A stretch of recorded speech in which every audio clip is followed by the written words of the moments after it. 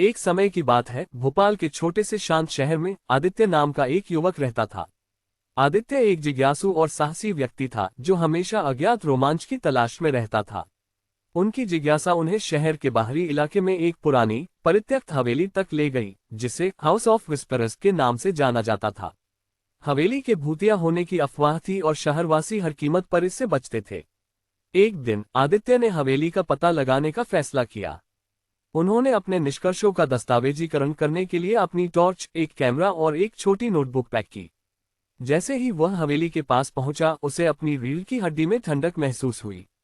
हवेली एकदम शांत थी, केवल सूखे पेड़ों से सरसराती हवा की आवाज आ रही थी।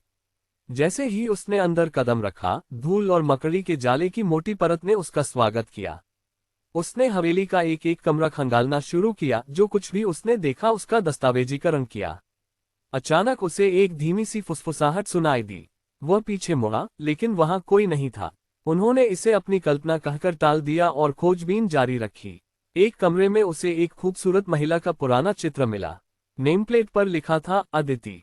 वह जहां भी जाता अदिति की आंखें उसका पीछा करती रहती थीं। उसे उसके साथ एक अजीब जुड़ाव महसूस हुआ, जैसे कि वह उसे किसी दूसरे जन्म में जानता हो। जैसे जैसे रात होती गई, फुसफुसाहटें तेज होती गईं। आदित्य को एक महिला की आवाज सुनाई दी जो उसका नाम पुकार रही थी।